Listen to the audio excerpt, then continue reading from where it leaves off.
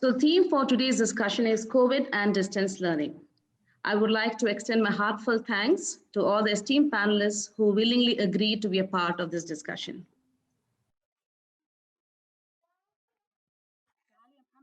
Our first panelist for today is Dr. Sulaiman Hamdan. Dr. Hamdan's contribution to global education spans a period of 35 years in the United States, Middle East, and Asia regions, where he served in various capacities. Dr. Hamdan has also worked in the area of American accreditation, which he led within several school systems in the Middle East, United States, Europe, and India. With a doctorate of education in curriculum and instruction, we are blessed to have Dr. Hamdan as our school improvement advisor. We consider him as a member of the OOB community. His guidance and support has always helped us to better ourselves. Optimism, opportunity, and balance. Yes, these are the words Sir has coined for OOB. Welcome, sir. It's an honor to have you with us here today. I'm honored as well. Thank you very much. Our next panelist has been an educator for the past 35 years. He has held positions at the Lawrence School, Lovedale, the International School, Bangalore, and Silaki School, Dehradun. He has been the Vice Principal of Indian School, Bahrain, Headmaster and Officiating Principal of our own English High School, Sharjah Girls Branch, and Principal of our own English High School, Fujairah. I don't think I need to say anything more. Since the year 2014, he has been heading our own English High School, Sharjah Boys, and is none other than our dear principal, Mr. Srivalsan Murugan, the principal and CEO of our own English High School, Sharjah Boys. Thank you so much, sir, for agreeing to be a part of this discussion. Thank you, Ms. Radhika, and fellow panelists and all those that are watching this program. I would rather like to be described as a student disguised as a teacher. Thank you. At the end of the day, the most overwhelming key to a child's success is a positive involvement of the parent. And representing the parent community today, we have among us Dr. Mayuri J. Nair, who besides being the proud mother of an OOBite, Irish Nair, is also a general practitioner at the Abraham Medical Center, Sharjah. Welcome, Dr. Mayuri. We are so happy to have you here today. Radhika, it's a pleasure to be with you all. Thank you. Our next panelist is Ms. Geraldine Dunn from the secondary department. With over 25 years of teaching experience in various schools in India and UAE, Ms. Geraldine is a calm and friendly person who believes that well-being is a fundamental component of school experience and is just as important as academic learning. Welcome, Ms. Geraldine. We would love to hear from you. Her mom is her inspiration, and therefore she followed her mother's footsteps to become a teacher. With 5 years of teaching experience in India and UAE, Ms. Vanessa Fonseca is our next panelist. She loves the teaching profession and wants to leave a lasting legacy by providing love and support to children, giving them the tools to live a happy and productive life. Thank you for being here, Ms. Vanessa. Good morning, everyone. Thank you, ma'am, for providing me with such an opportunity. When we're talking about school, we can't miss out on our students. And today, representing our student community, we have Mayur Jamnani. Mayur is a senior school student who enjoys fruitful conversations and discussions. Apart from colloquies on societal change, he has also expressed his views through pen, which he considers is one of the most magnificent ways of expressing one. He also holds the title of the president of the Generation Global Club of the school. Glad to have you here, Mayur. Pleasure is mine, ma'am. Thank you for the opportunity.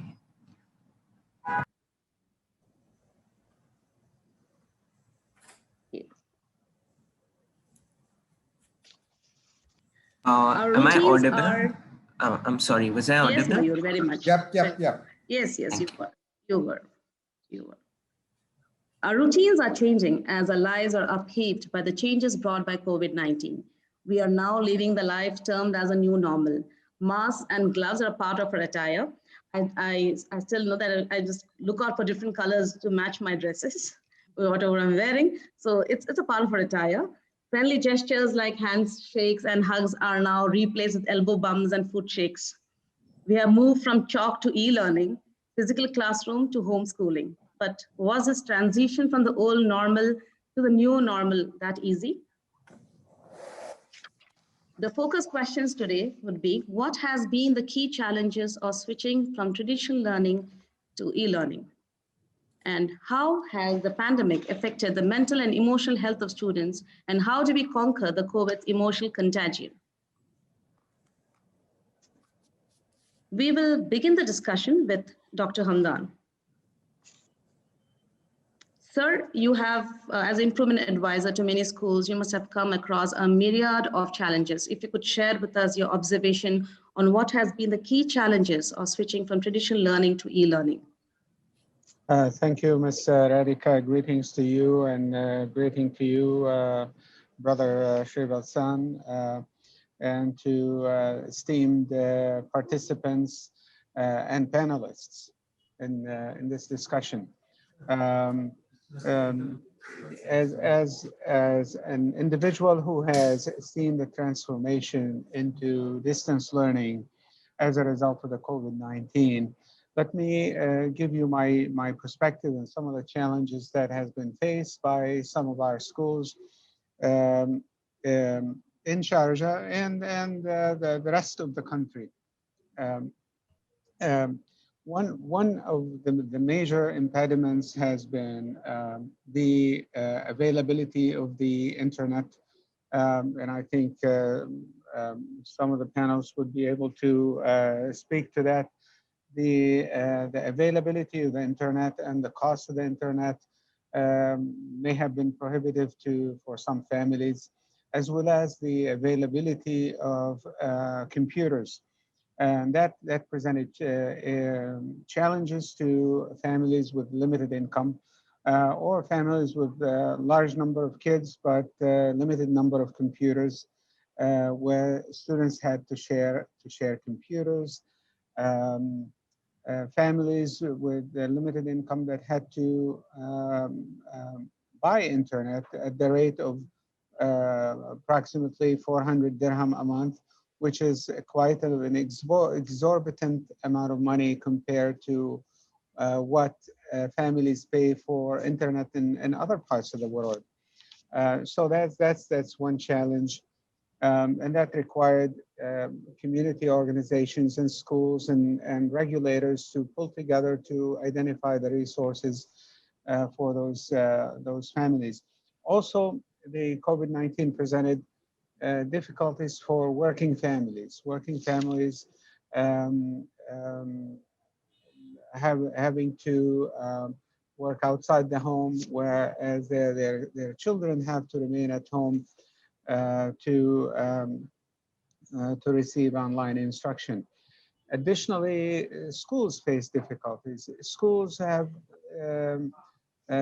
for many years, have not been really encouraged to get into online learning. And then suddenly, as a result of the COVID-19, the transformation had to happen overnight. And some schools were caught off guard because they are not prepared technologically. Their infrastructure did not have the capacity to meet the needs of their students and then their community, limited funding, etc. And that has been a challenge. Another one that I have experienced is also the inadequate technological skills of some of our teachers. And that's nothing, not their fault.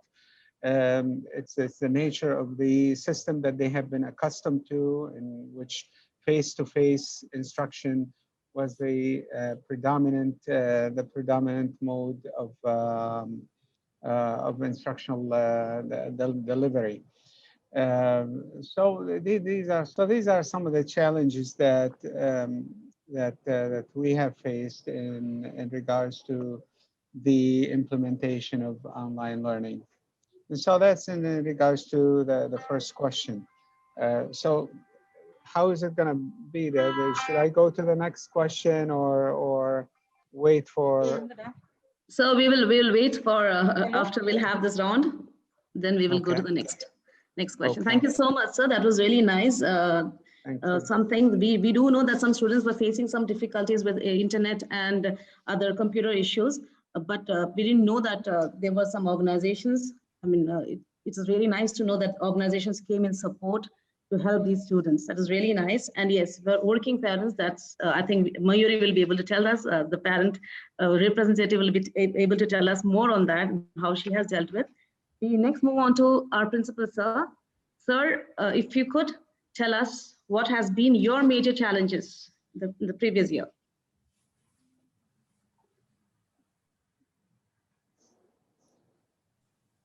Am I audible to everyone? Yes, sir. Thank you. I hope I'm visible too.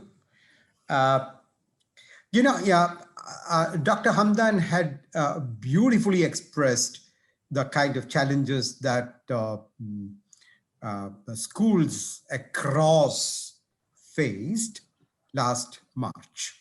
Okay, I would never forget March for some years to come, because it's been a massive challenge. We were thrown to the deep end. We were thrown into the deep end. Okay, and for those of us who've been comfortable swimming at the shallow end would figure out by now that we will learn swimming only if you're thrown to the deep end. Okay, so I'm not going to repeat what Dr. Sulaiman said. I'm in complete agreement with all those challenges. But what I'm going to do now, right now, is to make a few statements. Okay, and that could be a pointer to what the future could be. The first thing that all of us have learned and internalized is something, and I quote, being fearlessly authentic. That's the first thing we need to be, fearlessly authentic. Okay, one. Another thing that comes to my mind is a quote. It says, we repeat what we don't repair. Okay, so it's been a time when we started learning, all right, came across roadblocks, we used bulldozers, right, and cleared the roadblocks. And when bulldozers didn't work, we learned to circumvent the blocks. Okay, in essence, we learned to understand that we will repeat mistakes if we do not repair. The third thing, too many of us are not living our dreams. Too many of us are not living our dreams because we are living our fears. Right? We are living our fear. So we figured out that fear is the worst possible four-letter word in the English language. Okay? And we worked to exorcise fear from our mind. Okay? Then comes to that grand old man called Darwin. Talked about something called the theory of evolution. And it says survival of the fittest or something like that. But it's been reinterpreted. And it says, and we understand it, it's not the strongest nor the most intelligent, but the one most responsive to change that will survive. Not the strongest, as is believed, not the most intelligent, as is perceived, but the one most responsive to change that will survive. We have all survived, isn't it? Humans' disease will survive, will ace any challenges. Only thing is, we need to be pushed to the edge. Okay, when we were pushed to the edge, there was no other choice but to dive. And we dived, and suddenly we figured that we are not drowning, but flying. We discovered our wings. And when I'm talking about we, I include our students, our parents, teachers, administrators, regulators. We were all in it together. We figured out the beauty of an ecosystem, supporting and sustaining each other. So this is how I'm just complimenting. I'm not repeating what Dr. Sulaiman had said, because he had beautifully articulated everything that has to be said. Okay, I don't think there is anything more, because he has got what's called the bird's eye view, from being the regulator to the teachers. He's having in its ambit. I mean, he talks about the problems and challenges faced by parents, by students, by administrators, by people like me and you. All right. But what I have tried to put in focus is measures by which we could not manage, but now with a fair degree of confidence say, lead the change. Okay. It is going to be what we have understood also is that the new normal, when everyone is on the campus, okay, the new normal is going to be a completely altered scenario. Okay, there are times when as principal, I have asked this question, why didn't I do this before? Give you an example. Okay, we are having assemblies online. Our attendance is fantastic. We are having resource persons speaking to us from Canada and from New Zealand, from India. Okay, we are able to meet parents as we saw the other day. Okay, for a year, we don't have to answer parking issues and parking problems, driving distances. These are all an illusion today. We are able to meet them. We are able to forge. We have, I think, schools like ours have become the agents of change. Okay, thank you very much. Thank you so much, sir. And we are still trying to swim and learn new styles of swimming every day. And I think most of the teachers will be agreeing to it. We are learning new styles every day, and we're trying to kill our fears as well. We move on to Mayur. Mayur, I remember the pre-pandemic moments when the students were so interested to have this BYOD classes. They were looking forward, ma'am, can we do BYOD and all this stuff? How is it now? I mean, the challenges did you face any challenges as a student? What do you think? Yes, ma'am. Yeah. Coming to your question, like, first of all, I started with distance learning somewhere around, we started somewhere around last year in April.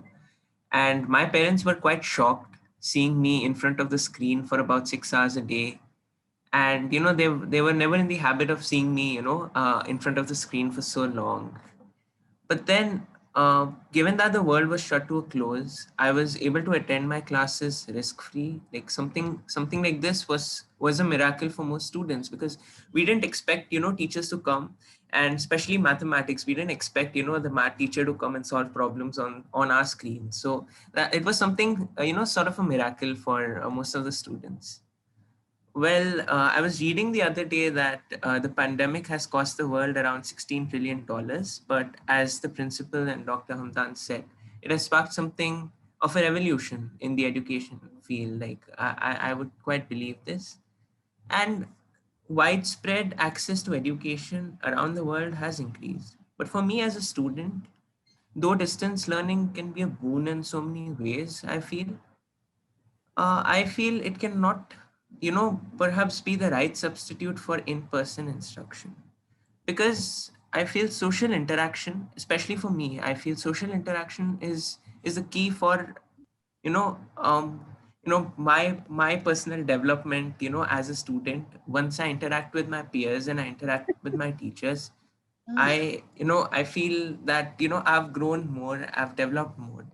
And Speaking of BYOD, that obsession was quite a time, and and now I seriously don't feel that it is an obsession or it will be an obsession anymore, though it has been integrated into education so well.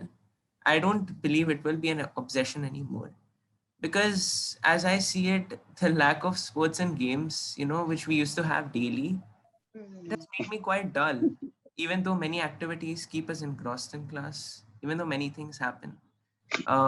Increased screen time and lack of interaction with peers and lack of physical activity is what I would say are the major challenges that we as students face. Yeah. Thank you so much. That was again a nice viewpoint, Mayur's viewpoint. Mayur, so I think your mom must be telling you to KYOD, keep your own device now, right? Perhaps yes. Yeah, keep your own device. I was not allowed many devices before, but now seeing the situation, I'm allowed to keep my own device. So yes, yeah, keep your own device. Quite a thought that is. Mayur, thank you. The chairperson, Ms. Radhika, Yes, sir. I have an observation. I heard it as a joke, but I think it's so very true. Okay. Earlier, people like you and I said, no phones in school. Now the entire school is in a phone. If we have to survive, okay, let's adapt. Phone is, after all, not a bad thing to have on you. Thank you. All right, we move on to Vanessa. Vanessa, how was it for you to handle this radical switch to remote learning? Especially in the case of teaching the primary kids. Yes, ma'am. Thank you for the question. Ma'am, since most of the points are covered by Dr. Hamdan, I would like to tell you how did we cope up with these challenges, especially in terms of inability of the parents to purchase devices. Our school personally hand-delivered 15 laptops to such students who were in need. So that problem, that challenge was taken care of very well by our school. Then when it comes to technical issues, like technical barriers that the parents were facing, that the children were facing, especially when it comes to children of primary who require a lot of digital training. For such students, we prepared PPTs with guided pathways, simplified instructions so that they were able to log into websites, they were able to access websites, do the various activities prepared by teachers. We also brought parents on board, trained them how to use devices so that they could help their children. The third aspect, one of the barrier that I came across while teaching was limited space. With parents working remotely and students availing distance learning within a limited space, we faced an issue where children were unable to concentrate in classes, especially when there were 2 or more siblings or a toddler within the same room. For such students, teachers went out of the way and took classes after school hours or during the weekend and made sure that these students were on par with the other students in class. So as educators, I feel there was no challenge as such that we failed to overcome. That's really nice to hear and really motivating. Really motivating. Thank you so much, Vanessa. We move on to Dr. Mayuri. Mayuri, pandemic has brought with it new challenges for families across the globe. Yes. As a parent, what has been the most challenging part of homeschooling? Thank you, Radhika. I would like to start my talk, present my perspective with the request to Dr. Hamdan sir and Principal sir that adaptation is necessary, is the key to success, and we all are doing well. But let this transition not be permanent, sir. because it was sudden and it was required, but there cannot be any substitute for that on-site learning, or what a teacher does to the student. That subconscious connection which is developed in a classroom cannot be taken care by these technological gadgets and all. What was done was required, but this is not the perfect model of education, because if it was way back, we would have switched to this kind of distant learning up to 12th standard, or I would say even up to 10th standard. There are certain areas where 11th and 12th are taken as junior colleges, so I would say up to 10th standard, like it's a classroom education which is given importance. So the pandemic made us change, but I do, as a parent, as a doctor, I do not support this.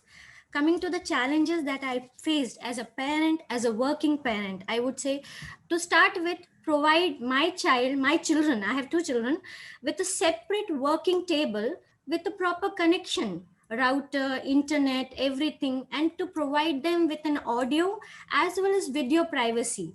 Video privacy was easy for me. There was some background thing, and like, sit in front of a wall which is plain, like right now how I'm sitting, I'm in my home. But providing an audio privacy was really a challenge. The feeling of a classroom could not dawn on my children very easily. At the wrong time, the kitchen appliances would trouble, the doorbell will ring, the mobiles will ring. So that feeling that they are in the classroom, they are only with their teacher, I think that was disturbed all throughout. Then the discipline of getting up, eating on time and at the right place was compromised. I had to be around always. If I was in on the morning off or something, I could implement that. Otherwise, it will be like with one hand the typing is going on, with the other hand like going down the camera and just like switching it off for a minute when something like, they are munching or something like that. So I guess that is not be allowed. Sir, that was not for you. I'm sorry. Absolutely okay. Absolutely okay. Secondly, sir, what I realized is like, as a parent, I could see that this multitasking which children did not realize they are doing. It's very easy to switch the windows and open some other platform or tab and check a cricket score, or see a cartoon on a YouTube.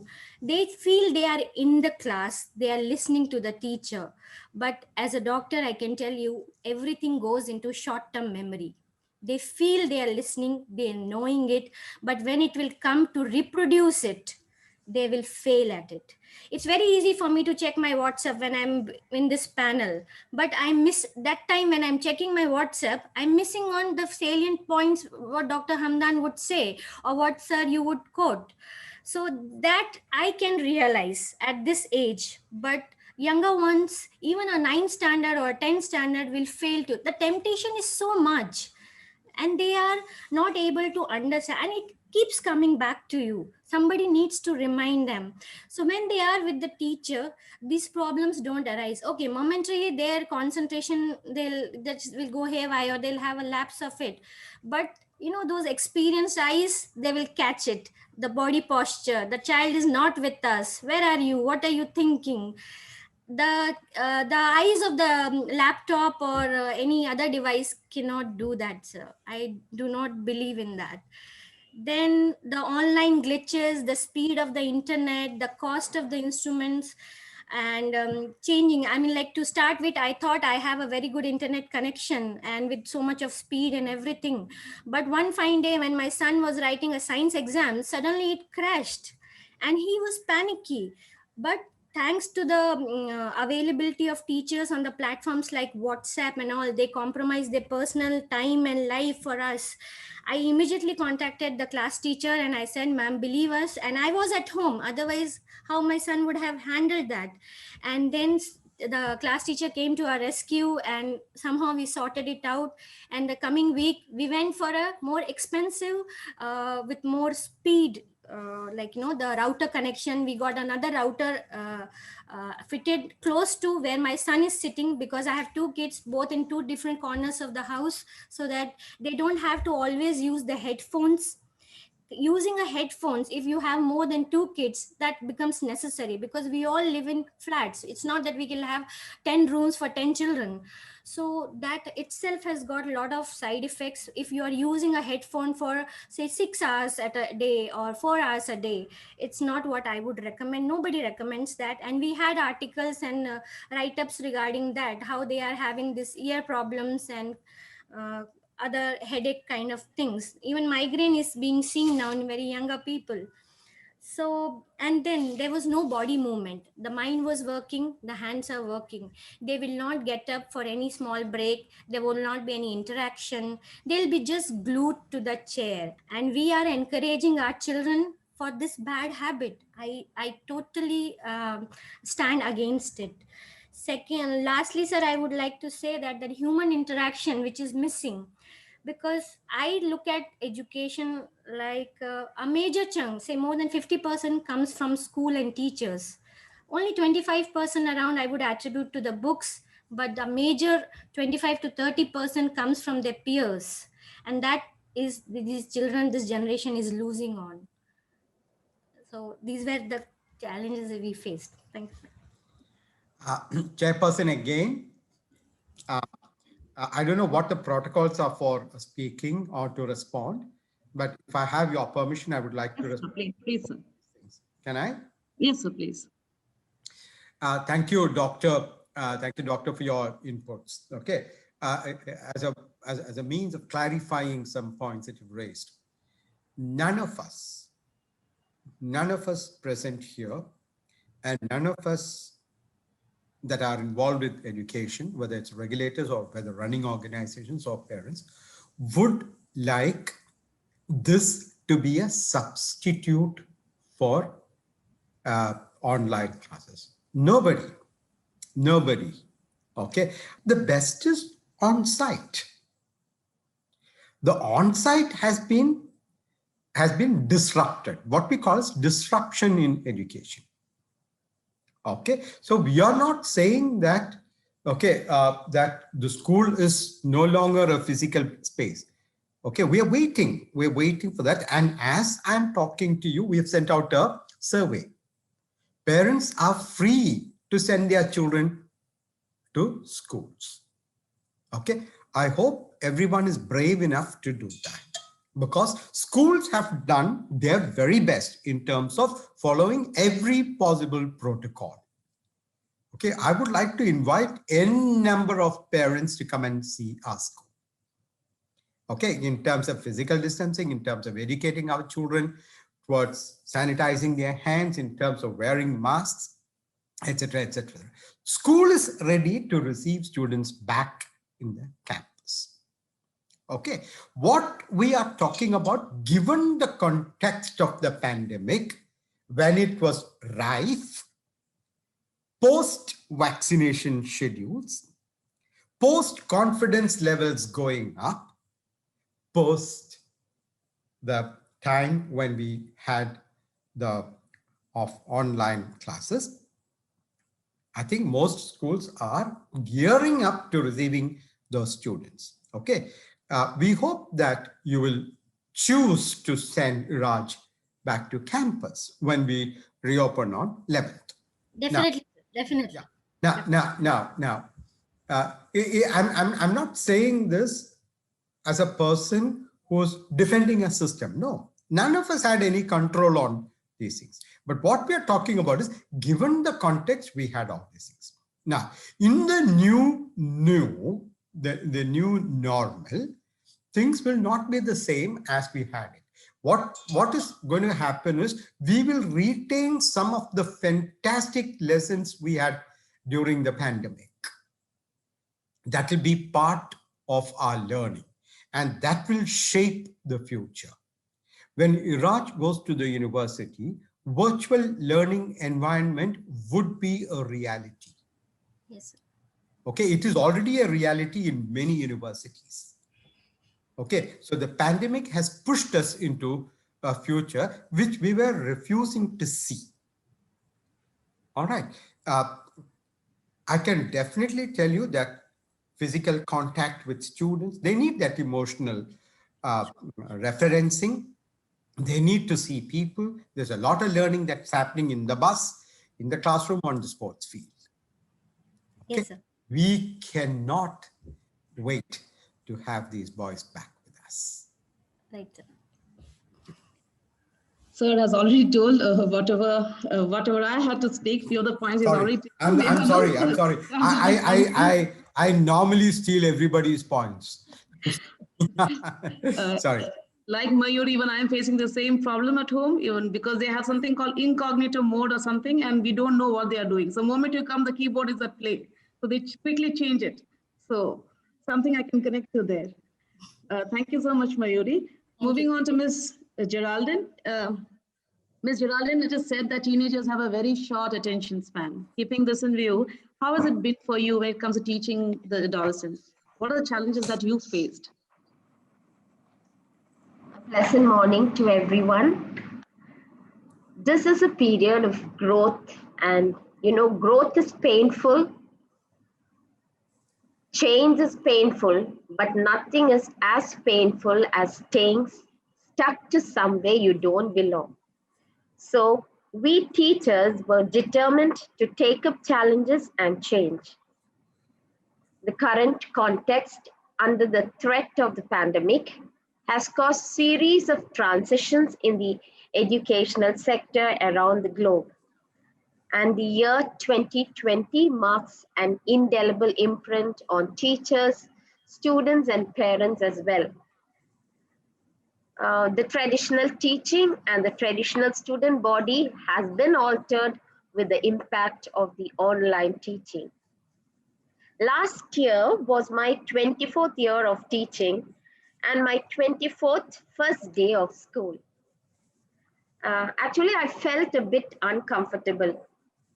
I'm always used to seeing, hearing, and talking to students. But in this world of Zoom, all I heard is myself against multiple tiles on mute. A few of the students were seen, and others the background with names. Neither could I observe their body language, nor listen or talk to or listen to their chapters. What once felt like joy in my classroom quickly turned into emptiness. And this was the greatest challenge I had in my whole teaching experience. Let me tell you, I was fortunate to have witnessed an evolution in the field of education. It was in a flash that learning moved from the classroom to a virtual classroom, a traditional teacher to a virtual teacher. It is like breathing a whole new life.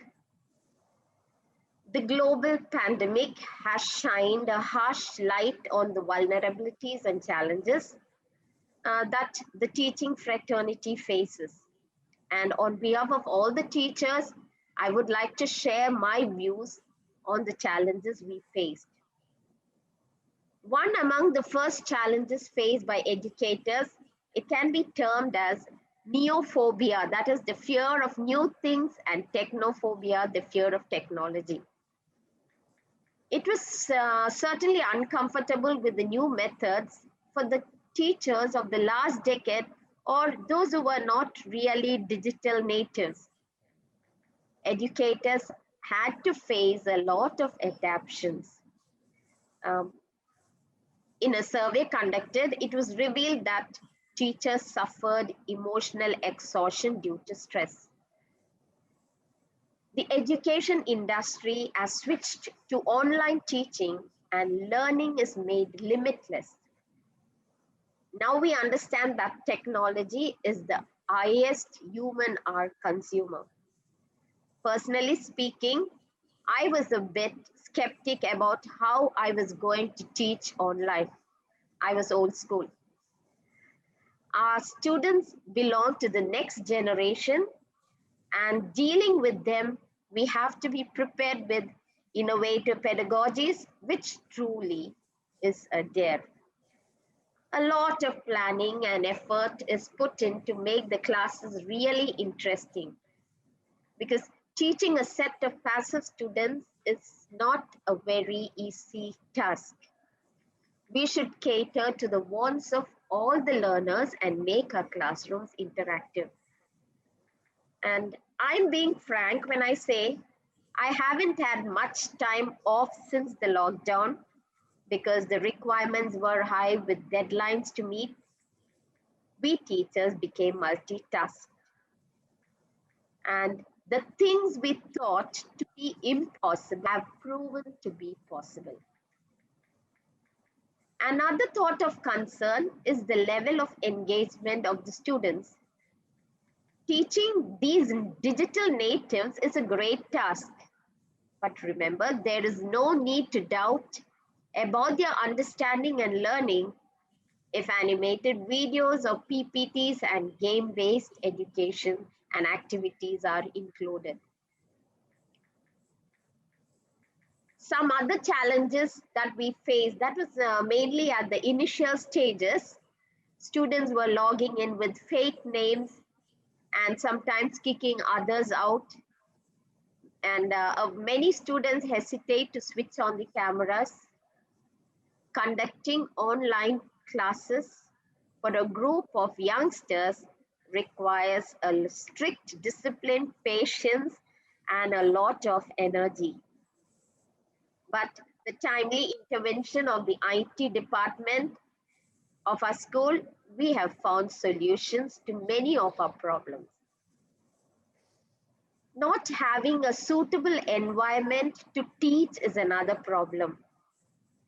The balancing of the work with your personal life at home, the everyday preparation of the PPT lesson plans was tedious and time consuming.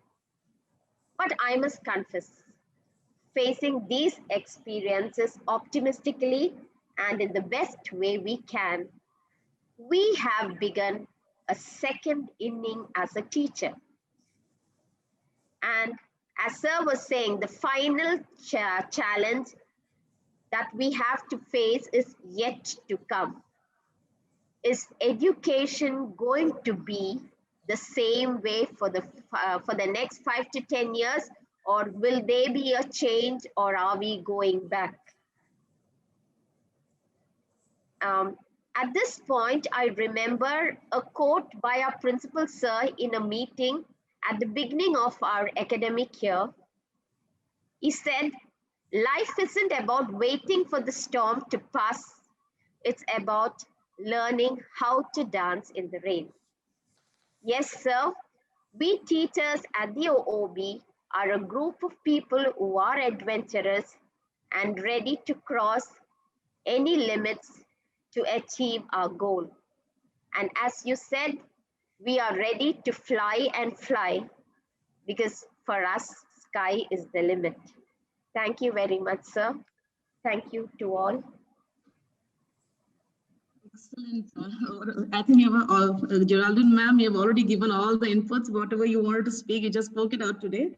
And I think the technophobia we have, it has become a kind of little bit less now, but neophobia is still there. I'm still going through that. And right now I'm speaking to you also, it's kind of a neophobia, something new for me. And as Sir said, we have to leave our dreams and not our fears. So we have to go ahead with that. Every day we are conquering ourselves, actually. A different part, a different style of ours, a different we are challenging ourselves. We move on to the next round of questions. How has the pandemic affected the mental and emotional health of students, and how do we conquer the COVID's emotional contagion?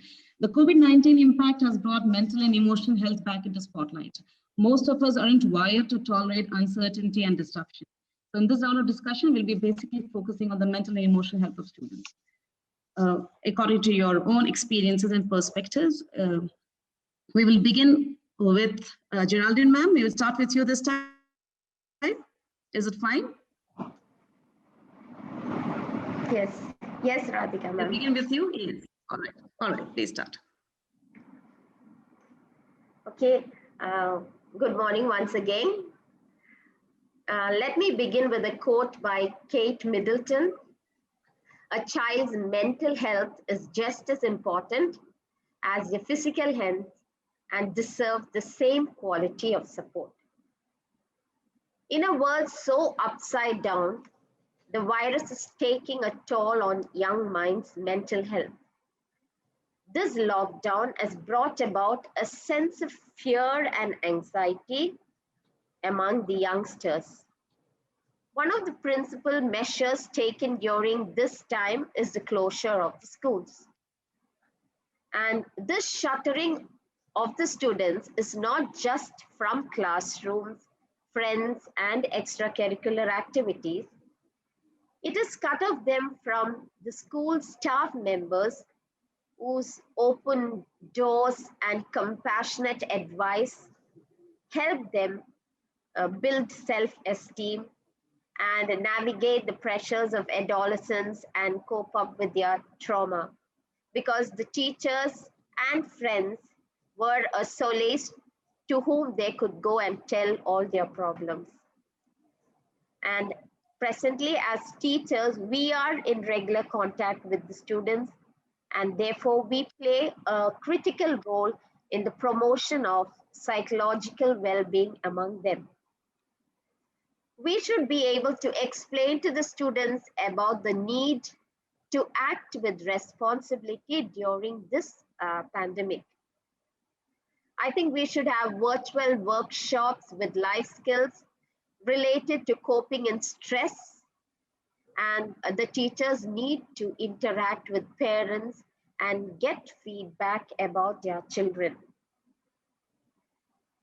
They could discuss about the well-being and assist in practicing simple exercises like deep breathing, muscle relaxation, yoga, and giving positive talks.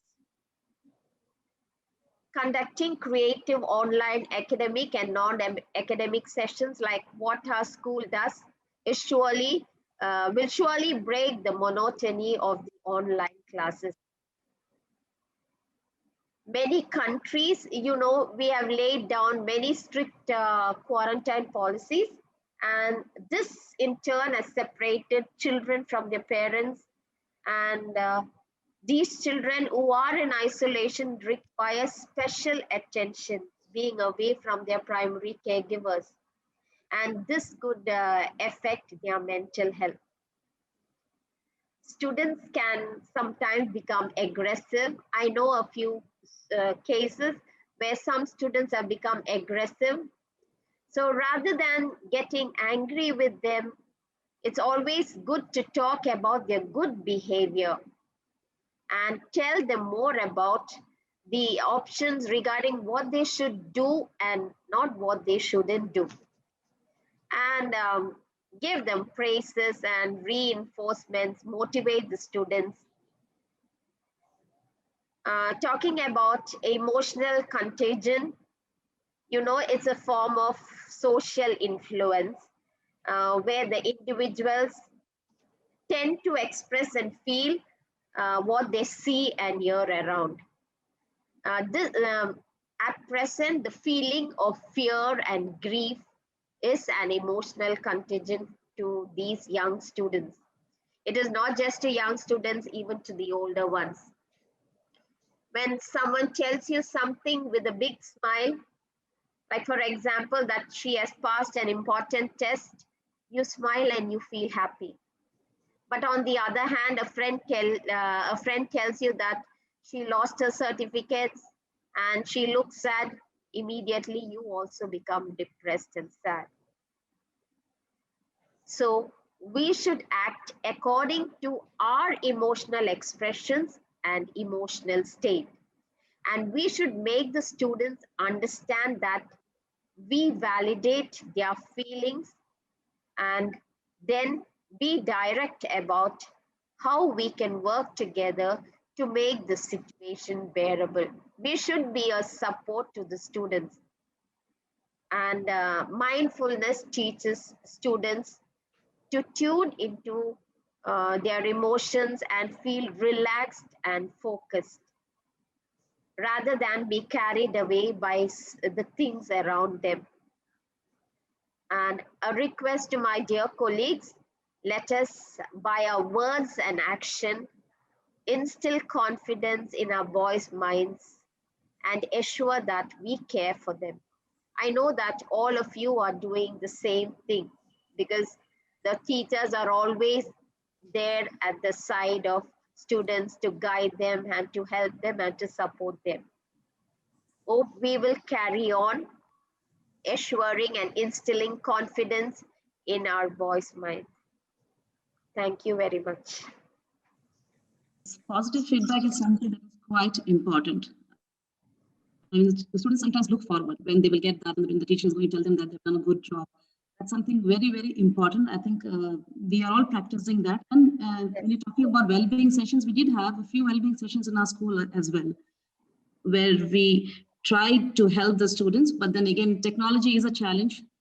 We do our best. We don't know how much is being actually practiced on the other side. That's again something we have to think about. And again, we're talking about the home front. We will again take this question to Dr. Mayuri. If she could tell us what has she seen that is one of the most challenging aspects of the emotional well-being of the child, and also give us some tips on how she is guiding her son to cope up. Yeah. Thank you, Radhika. I'll come to that. And to start with, I will say mental health is important. That's why WHO, World Health Organization, also stresses more on mental health than physical health. So it has to be taken care of. And during this pandemic and lockdown days and e-platform, what I realized is like with all different instructions, I still found like the stress of e-platform, e-learning only increases with each minute. It's very difficult. It's like for the child to cope up with that, first of all, that long sitting hours, then loneliness. If either there will be too much of disturbance in the house, because if there are 2-3 siblings who are also studying at the same time, parents also working from the home, so it's like school and office, everything under one roof, so you are actually not enjoying what you're doing. It's like you're not being part of it, so it kind of makes you irritable. You have a concentration lap, then you can have a bad posture, dry eyes. So all these things, like, affects the health. Then what happens, you are sitting with the screen for a longer time, late nights are more, so indigestion and irritability, all these things like all together makes a child very irritable. And I also found my children, like sometimes they would become very quiet, numb, and lost in their own world because they have nobody to interact, nobody to talk. This satisfaction of meeting their friends and confiding in teachers was really missing, because we as working parents cannot be around our children all throughout. Now they are with the screen, not with the teachers. So as I spoke in my previous point also, there cannot be a substitute to that subconscious interaction, the link which is developed between the teacher and the child. And that's why I mean, as the SPIA has timely guided, Hamdan sir, I would just come to that hybrid model of education, that is a very good start, because we have to like face this pandemic, fight and take precautions. At the same time, we cannot compromise on our children's health and mental health also, and education has to go on. You cannot wait for the pandemic to get over. So I really support the hybrid model in which there is on-site and online learning. So like we are kind of balancing the both things and taking the best of both models of education. Then I don't know how it will be done. I mean, Srivalsan sir and Hamdan sir, you are the experts in this, but some kind of open classrooms or open auditoriums or open space, like, where these children come together. Because how I have understood the pandemic, when children are, or when the crowd comes together in a closed environment, that is where the risk is, till we really win over that. So some kind of open meetings that they come together, so they are meeting, there is a distance which is maintained, but they are having some kind of sports meet, some chess tournaments, or some informal sessions and well-being talks or something, but not through this platform. The platform needs to be mixed. a hybrid model. And then the nation is already up to like it's going full throttle with vaccination. So I'm sure very soon, it's already more than 50%. Very soon the full vaccination will be achieved. So I think then things will really change and we'll acquire the herd immunity, so we can go like, you know, on a different platform, maybe a mix of both. But children need to leave home and be with their peers and with their teachers to get out of this stress, is what is my inner feeling.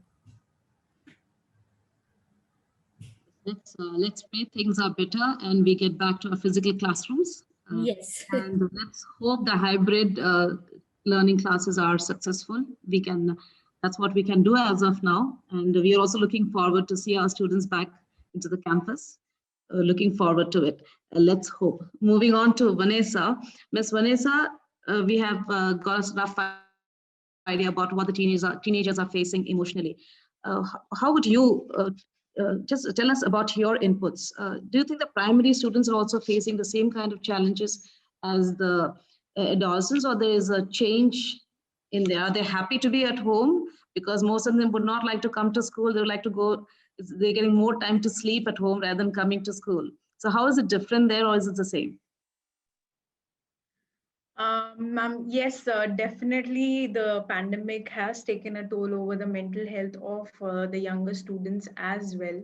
They are not just suffering academically, they are suffering physically and financially, and I can say psychologically.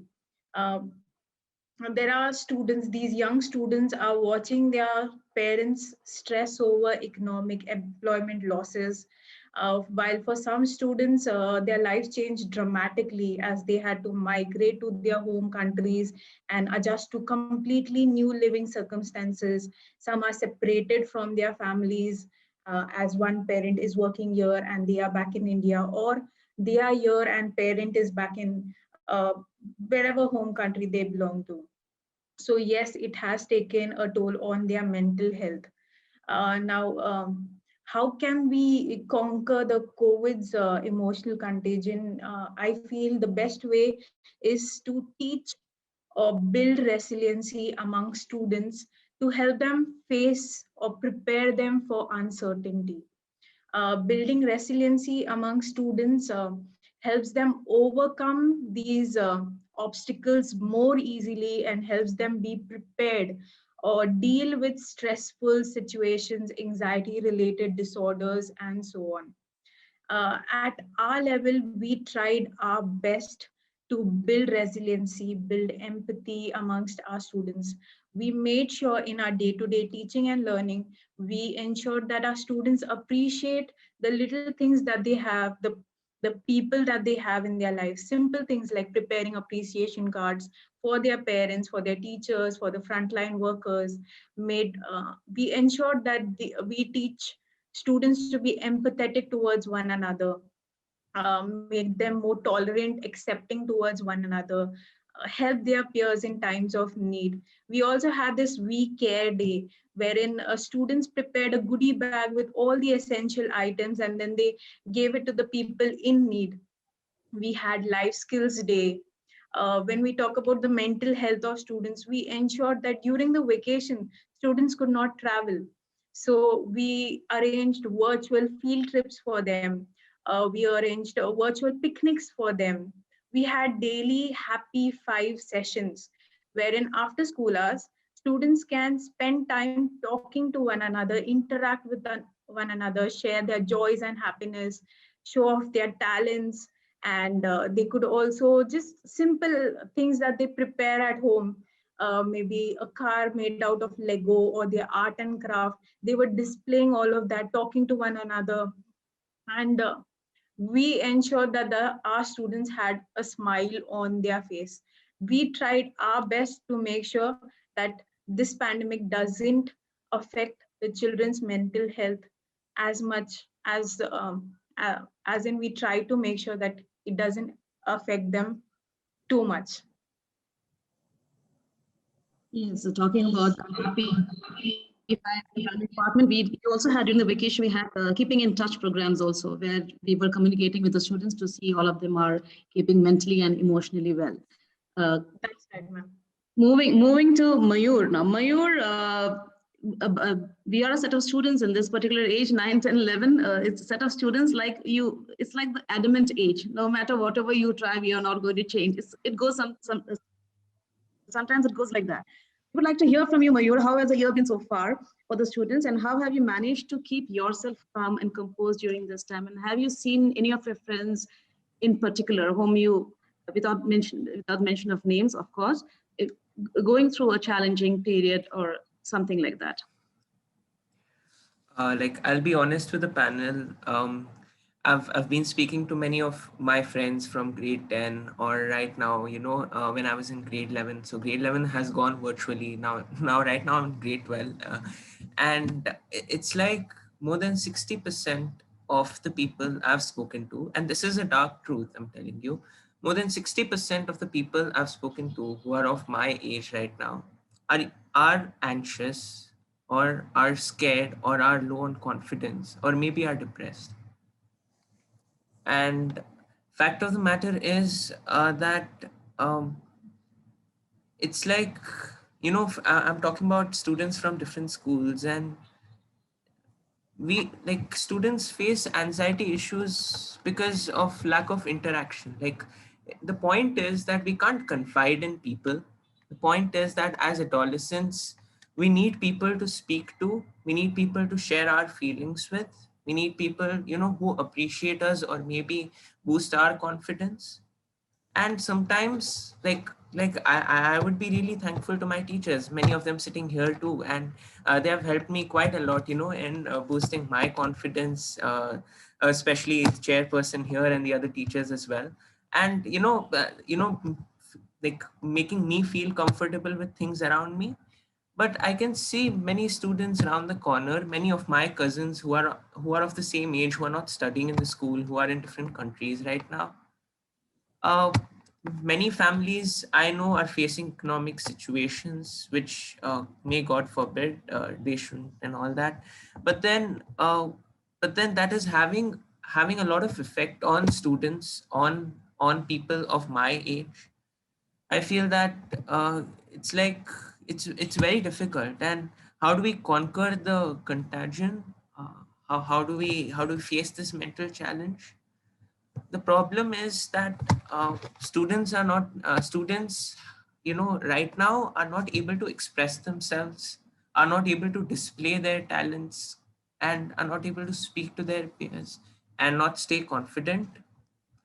I feel if we allocate some weekly time or a platform, for students like me and like, my peers to express ourselves, write creatively, writing workshops, maybe working on our hobbies sometime, like every day, like it would help us stay more confident and, mentally at peace with our surroundings. It would be as a very favorable distraction to what is happening around us. I read in a report very recently, because I read things about medicine and stuff, and I read in a report that 85% of the teens in the United States are battling stress and anxiety, and I quite agree with it. Fact is that increasing screen time also, bolsters this anxiety. It creates things, and when you look at the screen for long hours, it has an effect on your mental health. And I'm being very honest here, because I've been facing this too. Like, having, like, for a very simple example, sometimes we have a lot of asynchronous classes, something like 3 hours school or 4 hours school, and sometimes, homeworks and stuff, so that may take another 1 or 2 hours. But then when we have a day where we have to sit in front of the screen for about 6 to 7 hours a day, it makes it worse. It like as Dr. Nair was mentioning about, how her children are, kind of sitting silently for some time, going into that silence, like darkness more. And, for me, as a personal experience, I as a person on those days would love to sit in rooms which were dark, not seeing the light much, and, interacting with myself more than interacting with others. So I feel one solution can be that, allocating a platform, as I said, to express ourselves, right, creatively, work on our hobbies, stay confident and mentally at peace. So it would boost all of that. And as Miss Me ma'am said, sorry, as Geraldine ma'am said, I'm really sorry, got confused. As Geraldine ma'am said, open informal sessions in which students can speak to their peers and teachers. And as Dr. Nair said, open sessions where we can, go to school and interact with them. Because if today somebody tells me to wake up at 5 and go to school also, I would be ready to go to school. And I believe, yeah, I'm being honest. And it's not only me, it's like most of the peers that I know of right now, you call up anyone and ask anyone, do you want to go to school? Are you ready to wake up early for it? Many would say, yeah, we are ready to wake up at 5, but it's just about our parents' confidence. And perhaps, most of us have grandparents, many of us have grandparents at home, and many of them have not been, vaccinated and stuff. So it's like, the fear is natural, but I'm talking personally that I don't know about my parents if they would be willing to send me or not. They are still in a confused state. But if somebody asks me, I'm ready to go at 5. Radhika ma'am, can I Yes. say something? Yes, please. Yeah, sir, Srivalsan sir and Hamdan sir, with your permission, if something could work out, like how Vanessa ma'am was saying, they made a group of like Happy 5 that post school hours, a group of 5 students were interacting. Something on this model, if something could be done for these adolescents also, and including primary children, a group of 10 parents coming to the school platform in an open playground, and with all social distancing and to start with till we are through this thing, and they can have different those workshops which Geraldine ma'am will be there and Radhika ma'am and other teachers can help us, like on what grounds they will interact, talk, and as Mayur was saying, like they can express themselves, to start with on like something of this model if could come up, is my request, sir. So directly we move on to you then. Principal sir. Okay, it's my turn. Thank you. I will try to respond to both the queries by Mayur as well as by Doctor. Again, I go back to something that I read a few years ago. What does not kill us will only make us stronger. Right? What does not kill us will only make us strong and strong. The term that is opposite to revolution is evolution. Evolution is over a period in time. Revolution is overnight. Okay? And revolution, they call it silent revolution, they call it bloodless revolution, whatever. The pandemic visiting us has been not an evolution. It was a revolution. It came, it just landed on us. Okay. Yeah, we had to face many of the consequences of that. Now, one of the ways where I coped as an adult, as a senior adult, okay, I coped with the pandemic, especially during the initial stages of lockdown, not seeing people, etc., etc. What I did was something that all of us can do. It is not a superhuman act. We can all do. We can establish a routine. Establishing a routine does mean discipline. Okay, it doesn't mean tumbling out of the bed and switching on the laptop to be in a class, bleary-eyed. Okay, that is what happened. Okay, over a period in time, I have known relatives of mine who started attending classes from the comfort of their bed. It cannot work that way. We never wished the pandemic. We wish the pandemic is over and we are all coming back. Wellness is critical to every one of us. Mayur, you are a senior student. your coping skills and mechanisms would be far better than that of the younger ones. Okay, the younger ones need a lot of hand-holding. I don't know if you will remember this. During the entire summer last year, we had sessions. Most of our teachers sacrificed their holidays, and we had sessions once a week, not to teach, not to learn, not to do anything with curriculum, but just to say, are you guys okay, in various forms. Most of our teachers, if they found that there was one boy that was missing, they went in search of this guy. Yes, yeah. Okay, I remember. so and wellness was very high on our. I'm sure you are aware that we have a wellness champion. We have a wellness team. Okay, Yes. when we were asked during the distance learning evaluation time, somebody asked me, who's the wellness champion? I said, right from the man at the gate to the principal is a wellness guy. It is not something that is delegated to a class teacher or myself, Ms. Sindhu Nair, all the heads of sections. All of us are wellness champions.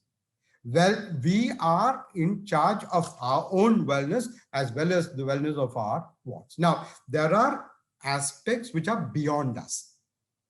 I think Vanessa was talking about parents losing job, parents taking a pay cut and stuff like that. Even there, GEMS stepped in, okay, to give relief, what we call as COVID relief, to the extent possible. Okay, but parameters within our own control, we can certainly look into it. Okay, bringing a session. See, as long as we all are responsible in online platforms and behaviors, we are fine. Okay, very soon schools are going to be evaluated on e-safe schools. Okay, I'm sure Mayur, you know it, Doctor, you're knowing it, where the e-safe evaluation is very, very stringent. One or two of three or things that you guys were talking about may be contrary to the expectation of that e-safe schools. Okay, because cyberbullying could be very rife. Okay, you know, we have what's called as the OOB ABC committee, anti-bullying committee. Yes, yeah. Has now incorporated cyberbullying into it. Okay, so we, all of us, I mean, doctor was kind enough to call me an expert. An expert is something, an experience that you gain over time. In this particular matter, we are all experts or we are all novices. Okay, none of us wear a halo on our head. The pandemic never gave me advanced information principle. This is coming, you watch out. Okay, the pandemic just came to all of us. So to that extent, the pandemic is the greatest possible denominator. It didn't distinguish between the rich and the poor. It didn't distinguish between religions. It didn't distinguish between gender. It didn't distinguish anybody. It became the biggest leveler for all of us. So what we're trying to do is, given the situation, okay, wellness is critical. And I would urge everyone present here, this is very important to us as a school, that all our teachers look for what is not being said. It is very easy to interpret what is being said. But what we are now training ourselves to do is to look for words that are not spoken, which means our antenna should go up the moment we don't see a student in the class. Our antenna should go up if a student is consistently switching off his camera. Okay, which is why you get numerous letters from parents and numerous conversations. And you guys are brilliant. Ms. Radhika talked about incognito, I don't know, something like that, where you can do 100,000 things. Technology has blessed you with better gains. You guys are digital natives. What are we? Okay, forget what are we. My colleagues are all digital natives. Okay, I think I just applied for a visa. Got it? So that's where we stand. Okay, education has been absolutely revolutionized. Okay, ideally we would like to evolve, but no, it doesn't give you a chance. See, life is like this.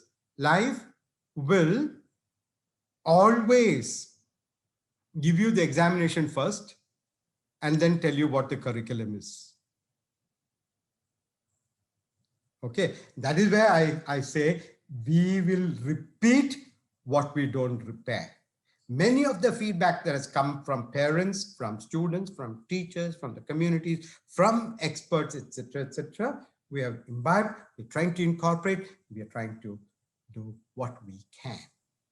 We are not without challenges, but I think in the final analysis, to strike an optimistic note, as a human, as a race, human beings are brilliant in tackling anything, pandemic or no pandemic.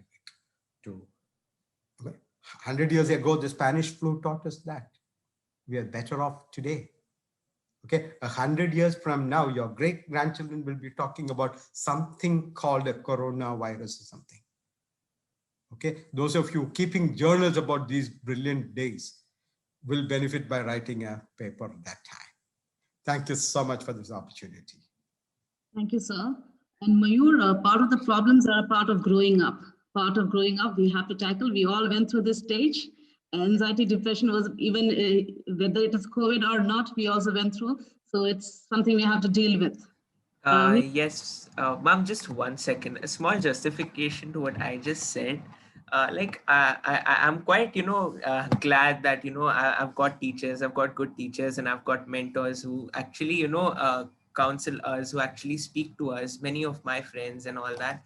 But then I was talking about the world in general, countries as a whole, and people in different countries, like my cousins in India, who have not been able to have the pleasure of, seeing their teachers on virtual platforms. Like they literally are getting their revision sheets on WhatsApp. So, so that I was talking about those cases. Mayur, allow me to interject. Sure, sir. Yeah. Okay, I've seen many of my own cousins and nephews and grandnephews playing Holi without a mask, without social distancing. Okay, in fact, epitomizing what is called the most irresponsible behavior. Okay, elections are on in my state. Yes, yeah. And in Tamil Nadu. Okay, if you see that, you will have no questions about why the pandemic is spreading. Exactly. Yes, sir. Okay. If Holi can, if Holi is a stress reliever, I'm willing to play that with social distancing, with masks on, okay, with all precautions in place. Thank you, sir. Thank you so much, sir. We move on to Dr. Hamdan. Sir, you have, if you could give your inputs, your feedback on whatever you have heard, and is there any possible solution to have something as to what the parent and the student has requested here? Okay. Of course, we are living in unprecedented times, and with my brother Shival Sen saying that we can actually face that with more adaptability and using this experience as a learning lesson, and also using human brilliance to address those challenges. And also, I agree with Dr. Mayuri about the need to take advantage of this experience to develop hybrid learning. And I thank student Mayor as well for eloquently expressing the feelings of students. Because I have a 18-year-old going through college who just yesterday said that, Baba, I am really lonely. I am sad. I don't see anybody. I feel numb. I need to go again to Starbucks. I said, okay. So she's been going. She wants to go to Starbucks every day, but still that's a cheaper cost than having to deal with a psychologist help or anything like that. So what we need is to, as educators and as parents, to strengthen the resilience of our children. The educationist John Hattie, a world-renowned school improvement researcher, what he said, it's not going to be a big detriment to students for losing, let's say, a semester or half a year of their own of learning. But what really matters is for teachers to teach what really matter, not to teach in order to finish a curriculum, a prescribed curriculum, but to take the pieces of the curriculum that really matter in order to support these students. Students have a great deal of resilience, and we need to strengthen that. I speak from my own experience when I was a child, having moved from one place to another as a refugee. I would estimate I had lost about a year and a half of schooling, but I recovered. I recovered because I had a good support system at home. I also recovered because I had a good support system in the schools that I transferred to so frequently. So that's what we need, is for the school to provide the support system to students, to look at creating a balance in terms of ensuring that students have some level of activity, do not sit for lengthy hours in front of the screen. Develop a way to integrate sports, because there is no reason why sports cannot be brought back, even with some social distancing measures. It can be brought back to provide additional physical activity for students, so that they won't be in front of a screen for a long time. Also, we need to strengthen the counseling and advising systems within our schools, to work with students individually, to check on them, to just call for the counselor to call the student and say, how has your day been? Or even just like you asked this morning, Ms. Radhika, you said, did you have a breakfast? You know, those important questions will help students reconnect with the school. Okay, so that's overall, I think, is what we need, is to build on the resilience that exists within our students, so they can continue to thrive and to succeed. Thank you so much, sir. Thank you so much. Yes, at times when we are helpless and we don't know what to do, and we also are battling with all these different kinds of emotions that we are having, I think a smile will be the best possible solution to extend to the students, and perhaps they'll feel a bit more lighter. While the headlines have all focused on the COVID pandemic in school, connected to health crisis, etc., we must remain mindful of the emotional and physical needs of our students and continue to affirm each student's sense of identity and belonging. And we hope to create learning environments which each and every one of our students feel that they are wanted, they are needed, and they are very much as important as the others. A huge thank you to each one of the panelists for your active participation and inputs. Special thanks to the PLD team for creating an opportunity to discuss on topics that are of utmost importance during this pandemic, and of course to the audience who have been a witness to this exciting discussion this Monday morning. This is Radhika Mishra for Rewired Talks, because education is everybody's business. Thank you.